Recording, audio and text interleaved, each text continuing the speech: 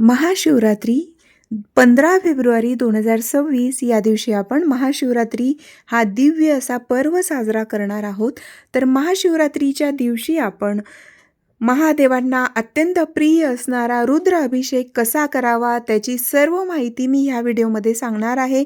म्हणून कृपया व्हिडिओ पूर्ण पहा.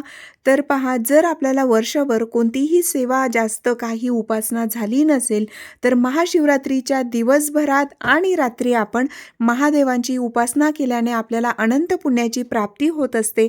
हा अतिशय विशेष आणि उमामहेश्वर भगवान यांना आवडणारा अत्यंत प्रिय असणारा दिवस म्हणजे महाशिवरात्री असते. म्हणून ह्या दिवशी आपण रुद्र अभिषेक कसा करावा हे आपण पाहूया. रुद्र अभिषेक करताना कोणकोणती स्तोत्र बोलायची आहेत, कोणते मंत्र बोलायचे आहेत हे आपण सविस्तर अशी माहिती घेणार आहोत. तर पहा, रुद्र अभिषेक कसा करावा. सर्वात अगोदर आपल्याला स्वामी स्तवन म्हणायचं आहे. त्यानंतर श्री स्वामी समर्थ मंत्र आहे तर त्याचं तुम्ही 1 माळ जप करा किंवा जमेल तेवढा वेळा जप करा. त्यानंतर श्री गणपती अथर्वशीर्ष बोलायचं आहे. त्यानंतर श्री रुद्र अध्याय आहे तर रुद्र अध्याय पठन करायचं आहे.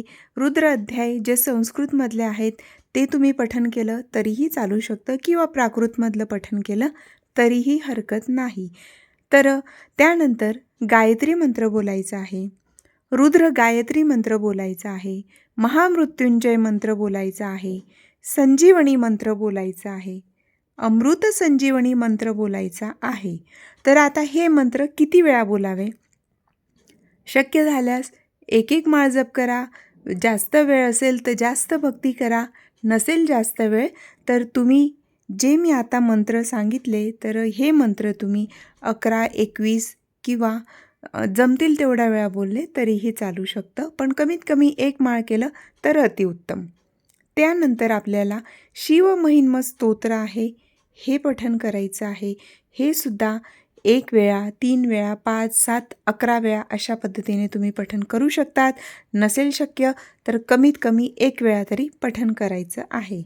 त्यानंतर श्री महामृत्युंजय कवच, महामृत्युंजय मंत्र तर बोलायचाच आहे पण त्यासोबतच श्री महामृत्युंजय कवच असतं हे सुद्धा आपल्याला कमीत कमी 1 वेळा बोलायचं आहे. त्यानंतर श्री सुक्त बोलायचं आहे. श्री रामरक्षा स्तोत्र आहे तर श्री रामरक्षा स्तोत्रातले कमीत कमी 10 श्लोक पठन करायचे आहेत आणि पूर्ण रामरक्षा स्तोत्र पठन केलं तरीही चालू शकतं. त्यानंतर कालभैरव अष्टक आहे तर कालभैरव अष्टक हे सुद्धा आपल्याला 1 किंवा 3, 5, 11 अशा पद्धतीने पठन करायचं आहे. त्यानंतर शिव अष्टोत्तर शतनामावली आहे म्हणजेच महादेवांची 108 जे मंत्र आहेत, जी नावं आहेत ती आपल्याला बोलायची आहे. आणि शिव अष्टोत्तर शतनामावली बोलत असतानाच आपल्याला बिल्वपत्र अर्पण करायचे आहेत. तर बिल्वपत्रसुद्धा तुम्ही 108 जी महादेवांची नावं आहेत 108 नावं बोलत असताना तुम्ही 108 बिल्वपत्र अर्पण करू शकतात. शक्य झाल्यास 108 बिल्वपत्र अर्पण करा. नसेल शक्य तर तुमच्याकडे जेवढे उपलब्ध असतील तेवढे तुम्ही अर्पण करू शकतात. अगदी 1 बिल्वपत्र असलं तरीसुद्धा तुम्ही ते हातात घेऊन म्हणजे सुरुवातीला ते बिल्वपत्र स्वच्छ धुवून घ्यायचं आहे आणि त्याच्यावर अष्टगंध लावायचा आहे. अष्टगंधाचे 3 ठिपके महादेवांचा कोणताही मंत्र उच्चारत अष्टगंध लावायचा आहे बिल्वपत्राला आणि ते बिल्वपत्र आपल्या उजव्या हातात घेऊन महादेवांचे जे 108 अष्टोत्तर शतनामावली आहे ती अष्टोत्तर शतनामावली त्या बिल्वपत्रावर बोलायची आणि ते एकच बिल्वपत्र तुम्ही अर्पण केलं तरीसुद्धा 108 बिल्वपत्र अर्पण केल्याचं पुण्यफळ प्राप्त होत असतं. म्हणून एकाच बेलावर सुद्धा तुम्ही जे काही नामजप तुम्ही करू शकतात आणि त्यानंतर ते अर्पण केलं तरीही चालतं. त्यानंतर की आपल्याला महादेवांची अत्यंत प्रिय असणारी शिवस्तुती आहे तर शिवस्तुतीचा पाठ आपल्याला करायचा आहे. महादेवांची कोणतीही उपासना केल्यानंतर किंवा करण्यापूर्वीसुद्धा तुम्ही शिवस्तुती बोलायला विसरायचं नाही. शिवस्तुती तुम्ही 1 किंवा मग तुम्हाला जमेल तेवढ्या वेळेला तुम्ही पठन करू शकतात.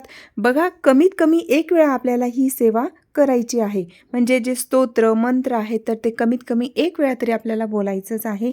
त्यानंतर जर तुमच्याकडे वेळ असेल तर तुम्ही ते तुम्हाला हवं तेवढ्या वेळा ते पठण करू शकतात. त्यासाठी असा नियम नाही की हे एकच वेळा बोलायला हवं किंवा 3 वेळाचं बोलायला हवं असं नाही. ते तुम्ही तुमच्या वेळेनुसार तुम्ही जास्तसुद्धा बोलू शकतात.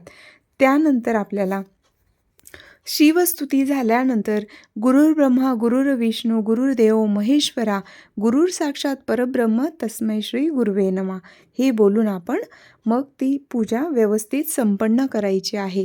तर लक्षात घ्या, आता रुद्र अभिषेक कसा करावा हा आपला विषय आहे व्हिडिओचा. तर यात मी जे काही सांगितलं तर हे आपल्याला सर्व बोलायचं आहे. त्याचबरोबर जे रुद्र अध्याय म्हणजे आता अभिषेक करणार तुम्ही तर तो पंचामृताने करतील किंवा जल अभिषेक करणार असतील तर जे कुठलं तुमच्याकडे शिवलिंग असेल, मग ते पितळी असेल किंवा पारद शिवलिंग असेल किंवा स्फटिक शिवलिंग असेल किंवा नर्मदेश्वर शिवलिंग असेल किंवा तुम्ही जे पार्थिव शिवलिंग असतं ते सुद्धा तुम्ही बनवू शकतात. म्हणजेच मातीचं किंवा वाळूचं शिवलिंग बनवूनही तुम्ही पूजा अर्चा करू शकतात. तर शिवलिंग जे असेल तर त्याच्यावर आपण अभिषेक करायचा आहे. अभिषेक पात्र मिळतं ते ठेवून तुम्ही त्याच्यात दूध किंवा पंचामृत असेल तर ते त्याच्यात टाकायचं आहे आणि तुम्ही तेव्हा हे स्तोत्र मंत्र पठण करायचे आहेत. अभिषेक सुरू असेल म्हणजे जलाभिषेक किंवा पंचामृत अभिषेक आणि त्यावेळेला तुम्ही जे रुद्र अध्याय आहे तर नित्यसेवेचं जे पुस्तक आहे, नित्यसेवेचं दिंडोरी प्रणीत जे नित्यसेवेचा ग्रंथ आहे त्या पुस्तकात तुम्हाला रुद्र अध्याय हे मिळतील. तर रुद्र अध्यायामध्ये जे काही आहे ते सर्व आपल्याला पठण करायचं आहे.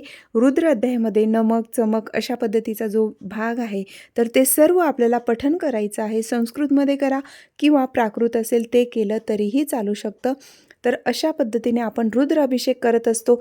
रुद्र अभिषेक सुरू असेल म्हणजेच जल अभिषेक किंवा पंचामृत अभिषेक करत असताना आपल्याला रुद्र अध्याय आहेत ते पठण करायचे आहेत. ते तुम्हाला पुस्तकात सविस्तर मिळेल. अगदी सुरुवातीपासून तर शेवटपर्यंतचं जे काही आहे ते सर्व पठण करायचं आहे. ते रुद्र अध्याय आहेत आणि त्यालाच रुद्र अभिषेक म्हटलं जातं. म्हणजे अभिषेक करताना जेव्हा रुद्र अध्याय पठण करतो तर त्यालाच रुद्र अभिषेक म्हणतात. जे नवीन आहेत त्यांच्यासाठी सांगते. तर अशा पद्धतीने आपल्याला रुद्र अभिषेक करायचा असतो आणि रुद्र अभिषेक करण्यापूर्वी जे काही बोलायचे असतात स्तोत्रमंत्र ते मी तुम्हाला अगोदरच सांगितलेलं आहे. अशा पद्धतीनेच रुद्र अभिषेक केला जातो. आणि जे कोणी नवीन असतील आणि त्यांना शक्य नसेल रुद्र अध्याय पठण करणं, जास्त वेळ नसेल, तर अशा वेळेला तुम्ही जलाभिषेक किंवा पंचामृत अभिषेक करताना महादेवांचा जो मंत्र तुम्हाला येत असेल, आवडत असेल, तर महादेवांचा जर महिला असतील तर नमः शिवाय किंवा शिवाय नमः किंवा सांब सदाशिव असं बोलतही तुम्ही जलाभिषेक किंवा पंचामृत अभिषेक करू शकतात. रुद्र अभिषेक करताना कोणकोणते जे काही स्तोत्र आहेत ते पठण करायचं आहे हे मी पुन्हा एकदा सांगते. पहा, स्वामी स्तवन, श्री स्वामी समर्थ मंत्र, श्री गणपती अथर्वशीर्ष, श्री रुद्र अध्याय, गायत्री मंत्र, रुद्र गायत्री मंत्र, महामृत्युंजय मंत्र, संजीवनी मंत्र, अमृत संजीवनी मंत्र, शिवमहिम स्तोत्र, शिव कवच, श्री महामृत्युंजय कवच, श्री सूक्त, श्री रामरक्षा स्तोत्र किंवा श्री रामरक्षा स्तोत्रातील 10 श्लोक, कालभैरव अष्टक, शिव अष्टोत्तर शतनामावली, 108 बिल्वपत्र व्हायचं आहे, शिवस्तुती आणि गुरुर्ब्रह्मा गुरुर्विष्णू गुरुर्देव महेश्वरा हे सर्व काही आपल्याला रुद्र अभिषेक करताना बोलायचा आहे. रुद्र अभिषेक अशाच पद्धतीने केला जातो. माहिती आवडली असेल तर लाईक करायला विसरू नका आणि कमेंटमध्ये हर हर महादेव जरूर लिहा. आणि जी काही माहिती व्हिडिओमध्ये सांगितलेली आहे तर हे तुम्ही व्हिडिओ पॉज करून तुम्ही एका कागदावर लिहून घ्या आणि त्या पद्धतीने करा. माहिती आवडली असेल तर जरूर शेअर करा. हर हर महादेव.